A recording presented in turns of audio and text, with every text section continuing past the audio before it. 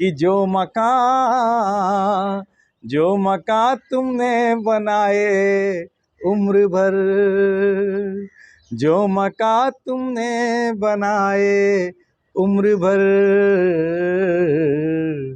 वारिसों का वो ठिकाना हो न हो। नमस्कार, इस भारत में आपका स्वागत है। मैं हूं संतोष कुमार पांडे। दोस्तों, जैसा कि आप जानते हैं कि हम अपने चैनल इस भारत के माध्यम से आपको हमेशा अपने कार्यक्रम मैंने अनुभव से सीखा है के माध्यम से समाज के तमाम रियल हीरोज़, हिडन हीरोज़ से मिलाते रहते हैं।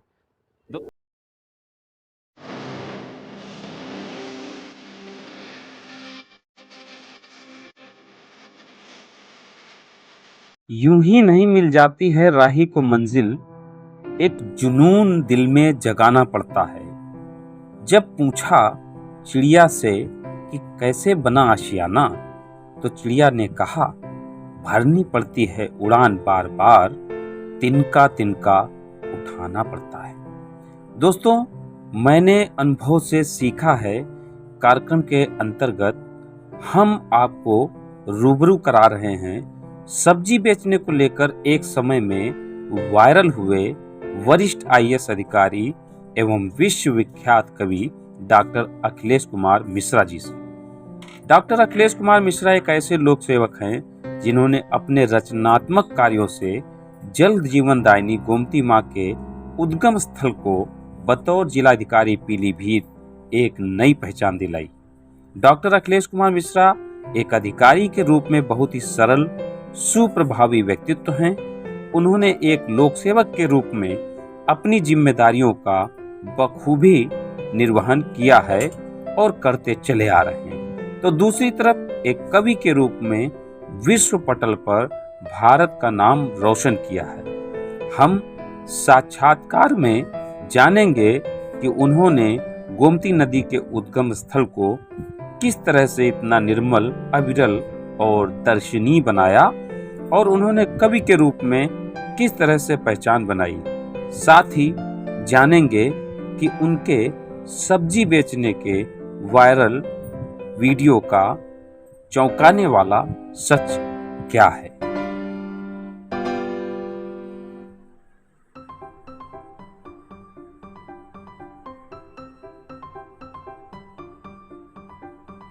नमस्कार सर। नमस्कार सभी दर्शकों को मेरा प्रणाम। मैं डॉक्टर अखिलेश मिश्रा।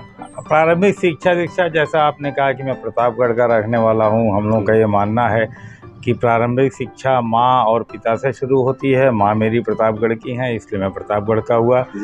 पिताजी जौनपुर के थे, जो कि उत्तर प्रदेश का एक शहर है। लेकिन मेरी शिक्षा सारी की सारी वाराणसी में काशी हिंदू विश्वविद्यालय प्रांगण के अंदर से हुई है।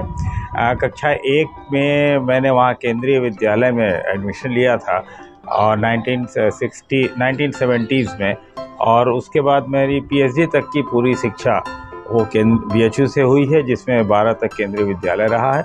और उसके बाद मैं institute of agriculture sciences BHU से मैंने बीएससी एजी का पाठ्यक्रम पूरा किया। एमएससी किया मैंने जेनेटिक्स अनुवांशिकी सब्जेक्ट से, और पीएचडी भी अनुवांशिकी से मैंने पूरी की 1992 में।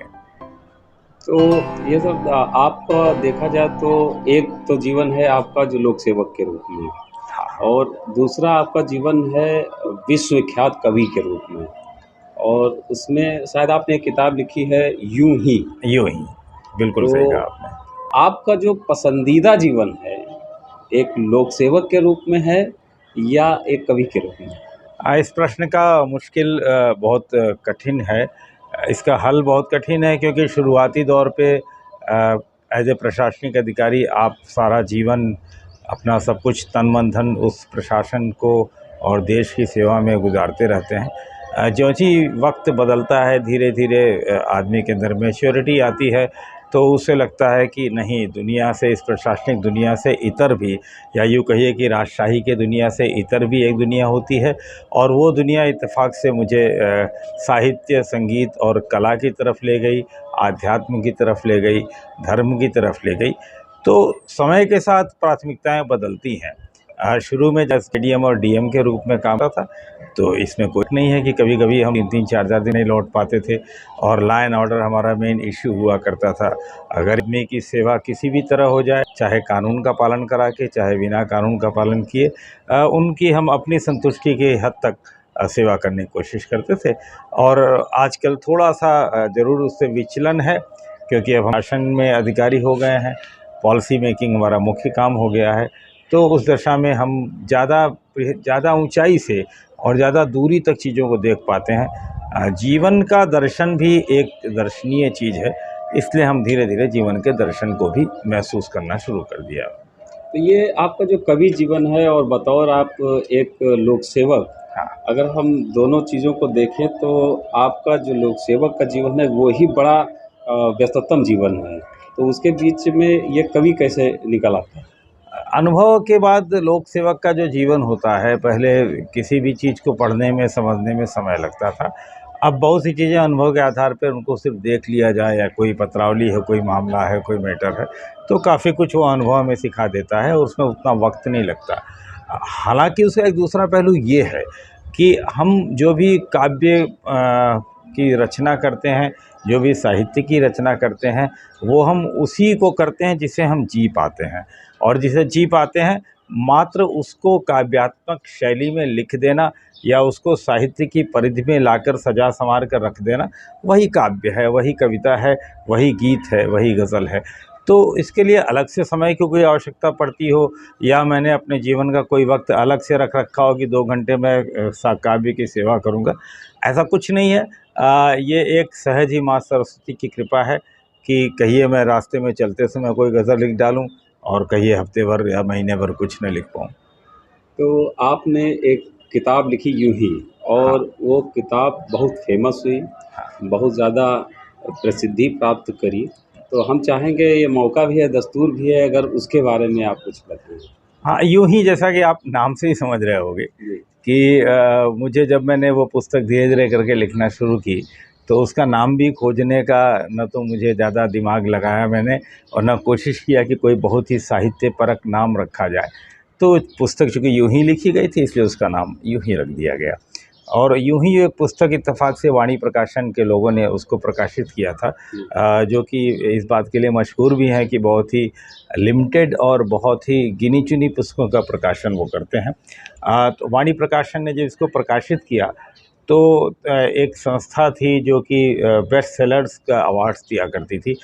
उस संस्था ने ये देखा कि मेरी हिंदी की ये पुस्तक जो है, ऑनलाइन इसकी सेल बहुत ही ज़बरदस्त है, और इसको बेस्ट सेलर अवार्ड भी ऑनलाइन के लिए दिया गया। ये सारी बातें मुझे बाद में पता चली, जब वो अवार्ड डिक्लेयर हो गया और जब उसका फंक्शन हो गया, उस दिन मुझे पता चला कि ये हमारी पुस्तक भी बेस्ट सेलर के रूप में थी। उसमें सिर्फ उसके बाद इतना हुआ कि जब ये अवार्ड चूँकि गोपनीय होता है, डिक्लेयर होने के बाद लोगों ने मुझसे संपर्क किया, तो मैंने उसका एक दूसरा एडिशन पूरा का पूरा निकलवाया, और उसके बाद वो अभी भी संभवतः मार्केट में है। मैं ज़्यादा फॉलो नहीं करता कि कितनी प्रतियाँ बिकी, कितनी क्या बिकी। तो यूँ ही लिखी गई किताब है, और ये किताब गज़ल का, गीतों का, कविताओं का, लोकगीतों का, विभिन्न प्रकार की चीज़ों का संगम है, जिसमें आप कह लीजिए सियासत भी है, इश्क भी है, मोहब्बत भी है, बेवफ़ाई भी है, देश प्रेम भी है, व्यवस्था भी है, आतंकवाद भी है, परिवारवाद भी है, माँ और बच्चों का रिश्ता भी है, प्रेयसी और प्रेमिका का रिश्ता भी है, पत्नी और पति का रिश्ता भी है। तो अलग-अलग पुटों में, अलग-अलग मोड़ पर ये अलग-अलग बल खाकर ये किताब चलती है, और संभवतः इसीलिए हमारे पाठकों को पसंद आती है। वैसे हम चाहेंगे, आपसे ये निवेदन भी करेंगे कि कुछ यूं ही में से हो भी जाए अगर तो।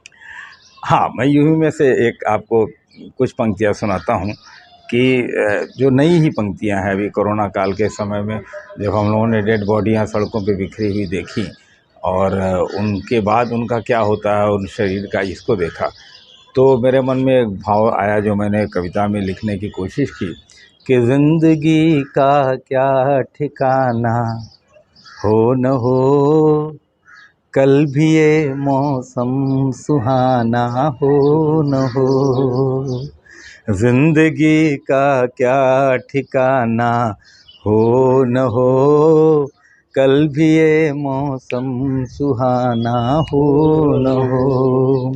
जिस शहर में हम बड़े मशहूर हैं, वाह वाह, जिस शहर में हम बड़े मशहूर हैं, कल वहाँ का आबुदाना हो न हो, कल वहाँ का आबुदाना हो न हो। जिंदगी में क्या ठिकाना हो न हो, कल भी ये मौसम सुहाना हो न हो। और रेत की मुट्ठी पे मत तू फक्र कर, रेत की मुट्ठी पे, रेत की मुट्ठी पे मत तू फक्र कर, क्या पता कल ये खजाना हो न हो, क्या पता कल ये खजाना।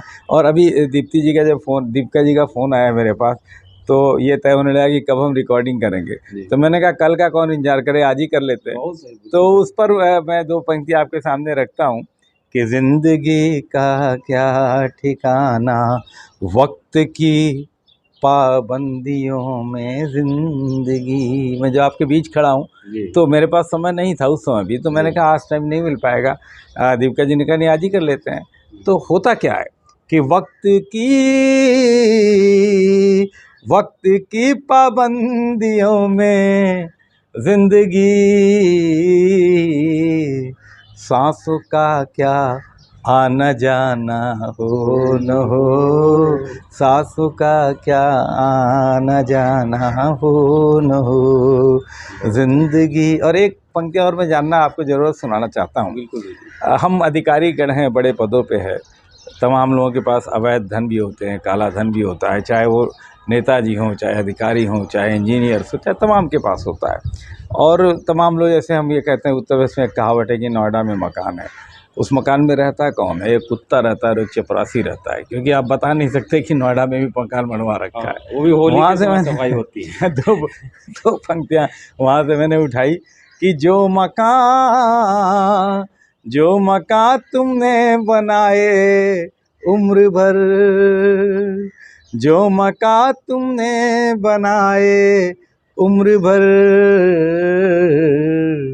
वारिसों का वो ठिकाना हो न हो, वारिसों का वो ठिकाना हो न हो। जिंदगी का क्या ठिकाना हो न हो, कल भी ये मौसम सुहाना हो न हो। अच्छा, आपने ये जो गीत सुनाया, इसमें सबसे खास बात तो यह है कि ऐसा लग रहा है कि भातखंडे से आपने संगीत की भी शिक्षा ली है क्या? नहीं, ऐसा कुछ नहीं है। माँ मेरा ही बहुत अच्छा गांव के गीत गाया करती थी।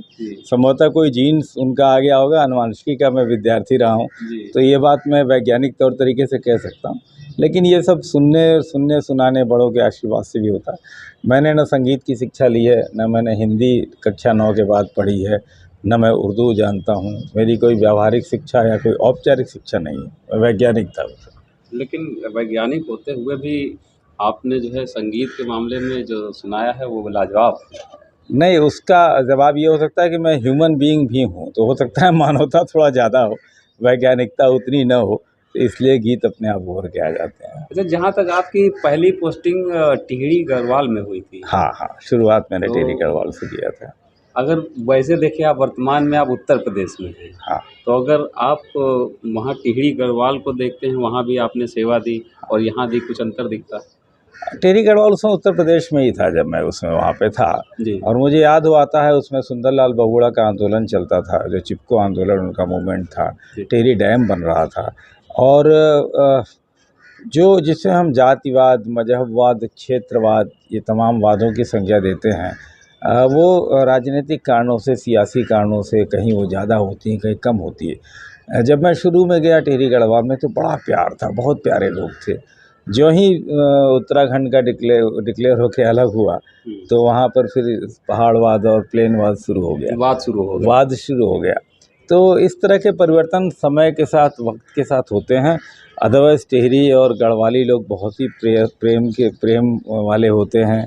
बहुत ही अच्छा संगीत और सुर उनका हुआ है और बहुत ही डेडिकेटेड लोग होते हैं। मैं उनको एक भारतवर्ष के और हमारे ही प्रदेश के मैं उनको इसलिए मानता हूँ क्योंकि मैंने 6-7 साल जीवन अपना, कम से कम 3 साल जीवन मैंने उत्तराखंड में गुजारा है। उसके बाद मैं हरिद्वार भी रहा हूँ। तो वो तो एक ऐसा प्रश्न है कि जिसका उत्तर समय ही दे सकता है और समय के साथ ये चीज़ें बदलती रहती हैं। ये आपका अगर देखा जाए तो समय लगभग विदेशों में भी कई जगह पे आपका बीता है। हाँ, हाँ, हाँ। काफ़ी सारे आप विदेशी यात्राएं किए हैं। हाँ, हाँ। आप विदेश से घूम के आते हैं, फिर आप भारत को देखते हैं, तो उसके बीच में आपके कुछ अनुभव रहे होंगे जो आप शेयर करना चाहें। हाँ, उसके पॉजिटिव अनुभव भी हैं, नेगेटिव अनुभव भी हैं। पॉजिटिव अनुभव ये है कि विदेश जितनी कंट्रीज़ में मैं गया हूँ, अपने देश से उसकी फ़िज़िकल उसकी लुकअप कह लें, सफाई की व्यवस्था कह लें, नियम कानून के पालना की व्यवस्था कह लें, कुछ ज़्यादा अच्छी है वहाँ पे। उसका कारण है कि हमारे देश की पॉपुलेशन बहुत ज़्यादा है और उन देशों की पॉपुलेशन बहुत कम है। अधिकतर मैं अरब कंट्रीज़ में गया हूँ तो तेल उनके पास बहुत ज़्यादा है, तो बहुत ही लेविश लाइफ वो जीते हैं। अगर उनसे पूछा जाए कि साहब टेम्परेचर कितना चल रहा है, तो अगर उनके पास मोबाइल नहीं है तो नहीं बता सकते क्योंकि घर भी एसी है, ऑफ़िस भी एसी है, गाड़ी भी एसी है, बाथरूम भी एसी है, जहाँ वो नहा रहे हैं वो भी एसी है, तो एसी में ही जीवन उनका गुजर जाता है। तो एक ये तो लेकिन दूसरा पहलू ये है कि मानवता वहाँ पे नहीं है। बगल का व्यक्ति बगल के व्यक्ति को नहीं जानता और हमारे देश में मानवता की कोई कमी नहीं है। व्यक्ति ह्यूमन बीइंग की तरह जीता है, ये हमारे देश की एक बहुत बड़ी अच्छाई है।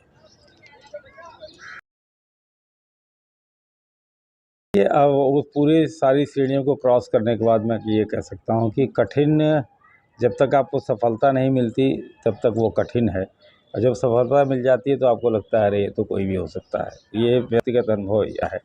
पर इस तरह की परीक्षाओं की जो तैयारी है वो आदमी को इन बना देती है। आदमी के ज्ञान चक्षु खुल जाते हैं।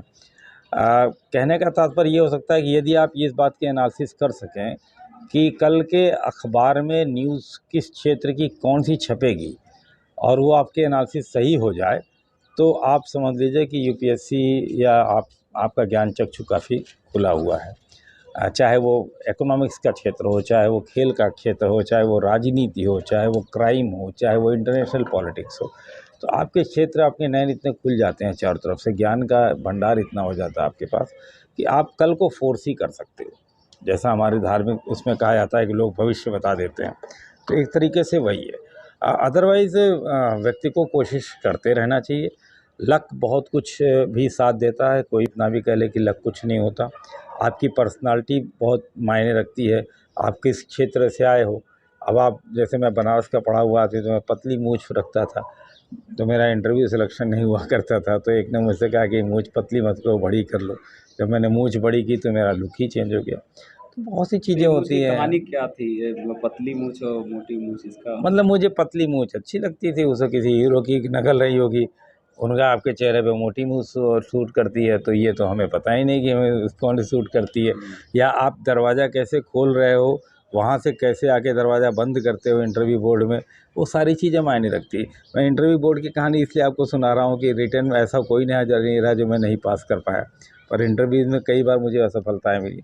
तो बहुत सी चीज़ें ऐसी होती हैं जो जोड़ के कहती है। कठिन एक बड़ा छोटा शब्द हो गया। एक कहावत है, नथिंग सक्सीड्स लाइक सक्सेस, यानी कि सफलता से ज़्यादा कोई चीज़ सफल नहीं होती है। तो यदि आप सफल हो गए तो भी अपने आप को सफल मानिए, नहीं भी हो गए तो आप जैसा ज्ञानी नहीं मिलेगा कोई। आप इस बात को महसूस करना शुरू कर दें तो मेरे ख्याल से आपको अपनी असफलता भी वो सफलता ही लगेगी। यानी कि असफलता का सीना चीर के ही सफलता मिलती है। हाँ, हाँ। अगर आप असफल हो रहे हैं तो आपको कुछ बड़ा बनना है, इसका मतलब तभी आप असफल हो रहे हैं। क्योंकि आईएएस ऑफिसर बनने के बाद या उसके बनने के बाद आपकी सीमाएं बड़ी सीमित हो जाती हैं।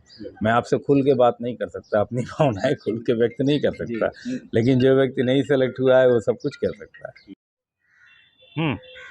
डॉक्टर साहब, एक आपकी फ़ोटो बहुत वायरल हुई थी सब्जी बेचते हुए, ये क्या मामला था? तमाम मीडिया ने और तमाम लोगों ने अलग अलग कई प्रकार से कमेंट किए, नहीं, इसका तो क्या कहूँ, बस ये कह सकता हूँ कि अगर राजनीति गलत जगह पे आ जाए तो छोटी सी बात का क्या हो जाता है। बहुत छोटी सी बात थी, मैं इलाहाबाद हाई कोर्ट किसी काम से गया था, सरकारी काम से। लौटते समय मेरा एक मित्र मिल गया, तो मैं उसकी गाड़ी में बैठ गया और अपनी गाड़ी मैंने छोड़ दी कि तुम चले जाओ, मैं इसके साथ आ जाऊँगा। वहाँ पे गंगा के किनारे सब्जियाँ ताज़ी बिक रही थी, तो ऐसे ही मन किया कि चलो बहुत दिन हो गया सब्जी खरीदे हुए, आज पत्नी को खुश करने के लिए थोड़ी सब्जी खरीद लेते हैं। मैं जो सब्जी खरीदने उतरा तो मैंने वहाँ की लोकल भाषा में एक सब्जी विक्रेता महिला थी, उससे मैंने पूछा कि क्या भाव है, तो उसने मुझे टमाटर का भाव बताया। तब तक उसे लगा कि उसकी बिटिया नहीं दिख रही है आसपास, तो उसने कहा आप थोड़ी देर बैठो और मैं ज़रा अपनी बेटी ले आती हूँ, कहीं इधर उधर चली गई है, छोटी बेटी है। मैंने सहज ही उससे कह दिया कि ठीक है ले आओ, मैं हूँ। मैं उसकी दुकान देखने लगा, तब तक कई ग्राहक आ गए, तो मैं ग्राहक वाले तब तक उसके कुर्सी पे बैठ गया था जिस पे बैठ के बेच रही थी। तो लोगों को लगा कि दुकानदार ही होगा, तो उन्होंने मुझसे सब्जी के दाम पूछे, एक दो मुझे पता थे, मैंने बताए, टमाटर का ही दाम पता था, तो मैंने टमाटर वहाँ पे करीब 10-15 मिनट बेचा जब तक वो नहीं आ पाई। तो क्या टमाटर कुछ बेच भी डाले थे आपने? हाँ, काफ़ी 2.5-3 किलो बेच दिया था मैंने, क्योंकि छाँटने में शायद समय लगता है महिलाओं को, तो वो छाँट रही थी अपना। तो मेरे मित्र महोदय एक थे, तो उनसे मैंने खुद ही कहा कि मेरी फ़ोटो खींच लो, बहुत अच्छा लगेगा। मैंने अपना मोबाइल खोल के दे दिया, उन्होंने फ़ोटो खींचा, उसी से अपलोड कर दिया। मुझे पता भी नहीं कि वो फेसबुक से अपलोड हो गया। अगले मैं लेट घर पहुंचा, ड्राइव कर रहा था, तो मैंने देखा नहीं, थक गया था, सो गया। सुबह 10 बजे तक चीज़ वायरल हो चुकी थी काफ़ी कुछ, और उसको तमाम चीज़ों से जोड़ा जाने लगा कि साहब बहुत दुखी है एक अधिकारी, क्योंकि उसकी पोस्टिंग नहीं हो रही है, फिर पर्टिकुलर जात के खिलाफ है सरकार। इत्तेफाक से उसी फेसबुक पेज पे मेरे राष्ट्रपति अवार्ड की फ़ोटो भी लगी थी, मुख्यमंत्री के साथ फ़ोटो थी। तो ये भी प्रश्न लोगों ने खड़ा कर दिया कि राष्ट्रपति महोदय उसी दिन आए थे लखनऊ में, कि साहब राष्ट्रपति महोदय यहाँ पे आए हुए हैं और उनके दी अवार्डेड एक अधिकारी है जो सब्जी बेच रहा है। ये हालात हो गई हैं सरकार की, चुनाव चूँकि कुछ दिनों बाद था, तो मैं बहुत तंग हो गया। मेरे पास फ़ोन विदा दुनिया भर के आने लगे, मैं किसको क्या बताऊँ समझ में नहीं आ रहा था, बट बहुत बुरी तरह वायरल हो गया। और उस दिन मैंने तमाम बड़े अधिकारियों को फ़ोन किया, किसी अधिकारी ने मेरा फ़ोन नहीं उठाया कि मैं अपनी बात कह सकूँ। फिर मैंने एक छोटी सी पोस्ट लिखी और वो जो मुझसे फ़ोन करता था मैं उसे भेज दिया करता था। तो मुझे लगा शाम तक मैं सस्पेंड हो जाऊंगा, लेकिन इत्तेफाक से नहीं हुआ, क्योंकि मैंने अपनी बात कह दी थी। तो वो सिर्फ गलत दिशा में एक छोटी अच्छा, सी क्या ये खबर चली बताइए कि गई। जो नौकरी है आपकी, उस नौकरी में अगर बाई चांस मान लीजिए सच भी होता है कि सब्जी बेच रहे तो सब्जी बेचना क्या गुनाह है? नहीं, हमारे यहाँ एक धारा होती है, not becoming of a IAS officer. जी। तो आप कुछ भी कर सकते हैं, नेता कुछ भी कर सकता है, झाड़ू लगा सकते हैं हम, किसी उसके सकते हैं, पर IAS अधिकारी का एक अपना एक छोटा सा प्रोटोकॉल होता है। और जहाँ लगता है कि नहीं, जैसे आप लोग भी कहते हो यार ये IAS अधिकारी को तो ये नहीं करना चाहिए, तो that becomes an issue, that becomes an event. तो ये उसका एक लीगल पहलू है, गुनाह तो कुछ नहीं है, लेकिन उसका एक लीगल पहलू है कि वो गलत डायरेक्शन में चला गया। जो फैक्ट्स थे अगर वो सामने आते, पहली बार कोई पत्रकार मुझसे पूछा होता तो फैक्ट्स सामने आते, तो यानी कि मिस आपकी रिप्रेजेंट हो गया सारा का आपका जो सारा। फ़ोटो था उसको लोगों ने अपनी-अपनी हाँ, तरीके से अपने अपने तरीके से देखा उसको, उसको देखा बिकरू और कांड तक लोग जोड़ ले गए उसको, तो हाँ, तो काफ़ी सारी इसलिए चीज़ें उसका असर असर दूसरा होने लगा। फिर बाद में वो ठीक हो गया वो तो, लेकिन वो कई दिनों तक मीडिया में न्यूयॉर्क टाइम्स से लेके लंदन टाइम्स से लेके उस पर लोगों ने स्टोरियाँ करना शुरू की। मैंने मना कर दिया, मैं किसी को इंटरव्यू नहीं दूंगा। फिर भी लोगों ने खुद ही अपने मेरे पुराने फ़ोटोग्राफ्स और पुराने पीलीभीत में किए गए काम, कर्म दुष्कर्म जिसको कुछ भी कह लिए, सबका एनालिसिस कर सारी डाला उस एनालिसिस पर। कर डाली, सारी खोजबीन हो गई। हाँ, तो एक वो दुर्भाग्य कहिए, सौभाग्य कहिए। सौभाग्य इसलिए कि मुझे ट्विटर वालों ने तुरंत ब्लू टिक दे दिया उस पे। नहीं, तो ये सौभाग्य है। कुल मिला के आपने जो बताया ना कि असफलता के बीच से ही सफलता निकल आती है। चलिए, ऐसा होता आपने रहा। बतौर जिलाधिकारी पीलीभीत, हाँ, हाँ। गोमती का उद्गम स्थल है, जल जीवन दायिनी गोमती माँ के लिए हाँ, आपने बहुत ही शानदार काम किया, वहाँ की जो है कायाकल्प कर दी। हुँ। उसके बारे में कुछ अगर बताइए, आपके साथ में काफ़ी सारी टीम भी रही, उन लोगों ने मिलके काम किया आपके दिशा हाँ, निर्देश। जिस दिन मैं जॉइन किया इत्तेफ़ाक से, उस दिन तहसील दिवस, माधो टाडा नाम की एक जगह है, वहाँ पर तहसील दिवस था। जी। वहाँ पहले से कोई प्रोग्राम शेड्यूल था, कुछ गाँव वाले एक मीटिंग करना चाह रहे थे। एक सज्जन ने मुझसे भीड़ में से आके कहा कि साहब हम लोग की एक मीटिंग है और यहाँ से गोमती निकली हुई है, तो आप चलेंगे तो मीटिंग का वो बढ़ जाएगा, शान बढ़ जाएगी। तो भीड़ भी कुछ कम थी उस दिन तहसील दिवस पे, क्योंकि लोगों को लगा था कलेक्टर बदला है तो पता नहीं कब आएगा। तो मेरे पास समय था तो मैंने कहा चलो चलते हैं। मैं वहाँ गया तो देखा अच्छी खासी भीड़ थी। फिर मुझे पता चला कि गोमती के उद्गम को विस्तार के लिए भीड़ थी। तो जैसे मैं आपसे बात कर रहा हूँ वैसे एक्सटेम्पोर मैंने वहाँ एक लेक्चर दिया। उसमें 2 पॉइंट मैंने रखा। एक तो मैंने एक शेर उन लोगों को सुनाया कि हमारे शहर में हमारे शहर में अर्थी को भी काढ़ा नहीं मिलता, तुम्हारे गांव में छप्पर सभी मिल के उठाते हैं। ये किसी मशहूर व्यक्ति का शेर है। क्योंकि मैंने यहाँ भी लखनऊ में भी गोमती सफाई के तमाम प्रयास देखे थे, तो मैंने इसको जोड़ते हुए कि लोग जानते हैं कि लखनऊ से गोमती निकली हुई है, क्योंकि गोमती एक्सप्रेस जो है लखनऊ तक आती, पीलीभीत तक नहीं आती। तो अधिकतर लोगों को पता ही था कि पीलीभीत से गोमती निकलती है। तो मैंने फिर ये उनसे प्रण किया कि आज से आप लोग आपस में एक दूसरे को राम राम कहना छोड़ दीजिए, नमस्ते करना छोड़ दीजिए, प्रणाम करना छोड़ दीजिए। आपका जो संबोधन होना चाहिए वो जय गोमती होना चाहिए। तो ये संबोधन मैंने वहाँ के करीब 40-45 गाँव का बदल दिया। 15 गाँव तो सटे हुए थे, आसपास के गाँव जो थे, मैं खुद भी वहाँ के लोगों को जय गोमती कहना शुरू कर दिया। तो जब संबोधन बदला तो लोगों को गोमती के प्रति आस्था जगी। फिर मैंने एक दिन ऐसे ऐलान किया कि आज हम लोग सब लोग खुद ही फावड़ा लेके गोमती को, कि मैंने उसका साइंटिफिक स्टडी वगैरह करा ली तब तक कि गोमती किधर से निकली थी। वो सब प्लेन ज़मीन हो गई थी। तो सारे गांव के लोगों को जिम्मेदारी दी गई कि अपने अपने गांव से लोगों को निकालिए और वो गोमती को निकालना शुरू करें। 10,000 से ज़्यादा भीड़ रही होगी मेरे ख्याल से। उसमें दीपिका जी थी वहाँ पे, उन्होंने फिल्म वगैरह बनवाया था। तो मेरी पत्नी से मैंने कहा कि तुम शुरुआत करो, नारी को आगे आना चाहिए। और इसका भी एक इम्पैक्ट पड़ा। बहुत लंबी चौड़ी भीड़ जो है अपने अपने गांव के सामने काफ़ी बड़ा हुजूम इकट्ठा हुआ। और उसके बाद फिर मैंने उस नदी को एक छोटी सी नहर से जोड़ा, करीब 1.5-2 फीट की नहर कटवा करके उससे आउट ऑफ वे जाके जोड़ा। और इससे जिससे कि, क्योंकि गोमती का उद्गम का ऐसा कुछ नहीं कि कोई ऊपर से स्रोत है, वो ज़मीन के नीचे से निकलती है। वो सारे स्रोत सूख गए थे और सारे स्रोत जाम हो गए थे। बस मैंने उनको सफाई के माध्यम से जीवित करने की कोशिश की। सरकार का कोई पैसा नहीं खर्च किया मैंने, जब जनता का पैसा था। किसी का भी कोई काम मैं करता था तो कहता था गोमती में दान दो, गोमती में दान हुआ पब्लिक से। तो पब्लिक से ही सारा काम हुआ। लोगों ने अपने आप को जोड़ा, वहाँ पे पूजन आरती शुरू हो गई, उसको धार्मिक दृष्टिकोण से जोड़ा गया, भावनाओं से जोड़ा गया।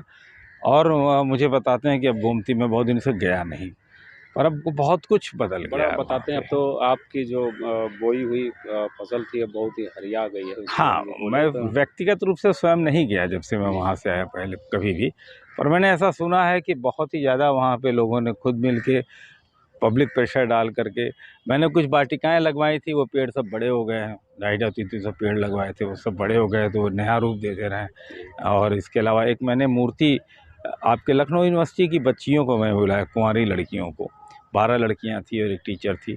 मैंने उनको गोमती की कथा सुनाई कि गोमती हैं कौन, और फिर उनसे कहा था कि तुम आँख बंद करके विजुअलाइज़ करो कि गोमती दिखने में कैसी होनी चाहिए।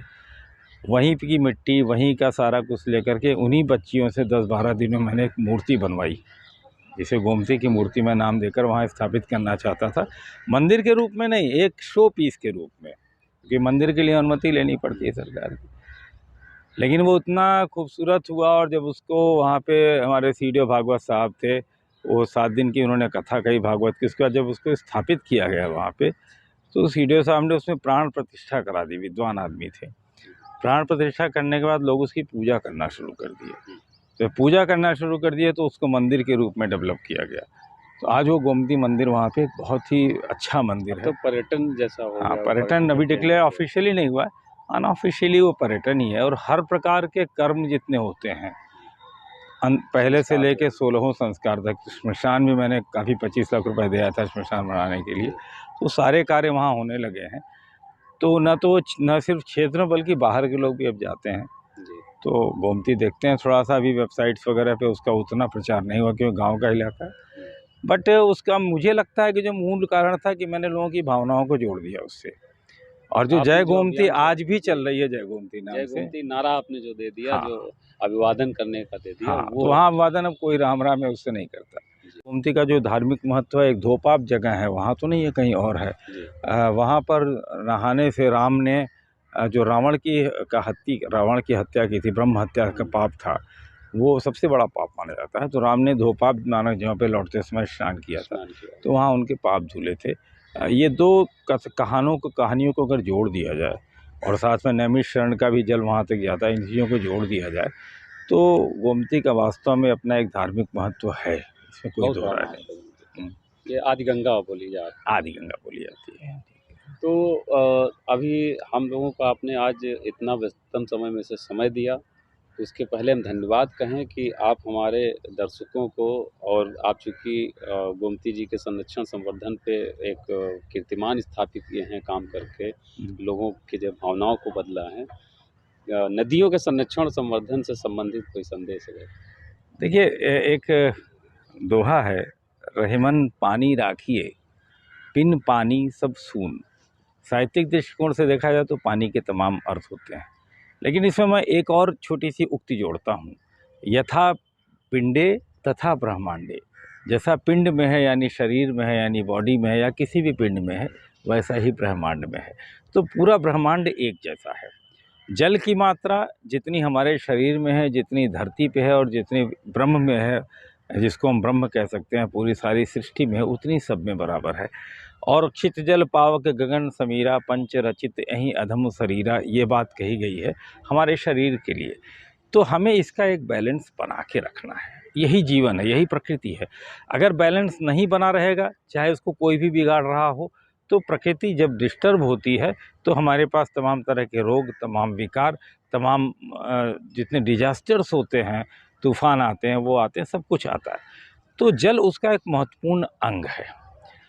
हमें जल संरक्षण भारत जैसे देश में करना चाहिए। हम पूरे विश्व को राह दिखाते हैं, तो जल संरक्षण में भी हम पूरे विश्व को राह दिखा सकते हैं। इसके लिए पहले हमारे छोटे बच्चों में जल के प्रति जो प्रेम है वो पैदा करना पड़ेगा, बहुत ही महत्वपूर्ण है। और जिस तरीके से कलयुग है, जिस तरीके से पॉल्यूशन आता जा रहा है, उन तमाम चीज़ों में आप देख रहे होंगे, कोरोना काल में एक बहुत बड़ा इलाज था सिर्फ पानी पीना। जी, पानी में दुनिया की हर चीज़ घुल जाती है। अगर उसका वैज्ञानिक दृष्टिकोण देखें या उसका हम आध्यात्मिक दृष्टिकोण देखें, तो यदि ईश्वर को जब हम कोई चीज़ चढ़ाते हैं और कुछ नहीं होता तो उसके स्थान पे जल चढ़ा देते हैं, तो जल में हर चीज़ विद्यमान होती है। तो जल का संरक्षण करना एक उद्देश्य होना चाहिए हमारे जनमानस का, सभी का। और चाहे वो गोमती नदी हो, चाहे आपके आसपास का कोई तालाब हो, कोई कुआं हो, कोई भी चीज़ हो, क्योंकि जल को आप नहीं संरक्षित कर रहे हो, आप जीवन को संरक्षित कर रहे हो। जल ही वस्तुतः जीवन है। तो जल संरक्षण पे हमें काम करना ही पड़ेगा। ये हमारा शौक़ नहीं है, ये हमारा आने वाले दिनों में ये हमारी मजबूरी है। और यदि हम इस मजबूरी को नहीं समझेंगे तो प्रकृति हमें मजबूर कर देगी ऐसा करने के लिए। प्रकृति हमें समझा देगी। तो हमें सभी से ये अनुरोध करना चाहिए, सभी, अब दूसरे हमारी जो पहली जनरेशन है, कि पानी को बचाइए, जैसे भी बचाइए। आज वो ज़माना आ गया कि बिना बोतल के पानी हम पीने की सोच नहीं सकते। बिल्कुल। तो ऐसा ना हो कि बाद में टैबलेट में पानी आने लगे। चलिए, आपने इतना सारा समय हम लोगों को दिया, इसके लिए आपका बहुत बहुत धन्यवाद। बहुत बहुत धन्यवाद। आपको भी बहुत बहुत धन्यवाद, आपने मुझे बुलाया। आपको भी उतना ही धन्यवाद, आपने मुझे बुलाया, और जो माध्यम बने यहाँ तक आने के, उन सभी के लिए बहुत बहुत धन्यवाद। और जल ज़रूर बचाएं, बाकी चीज़ें तो चलती रहेंगी।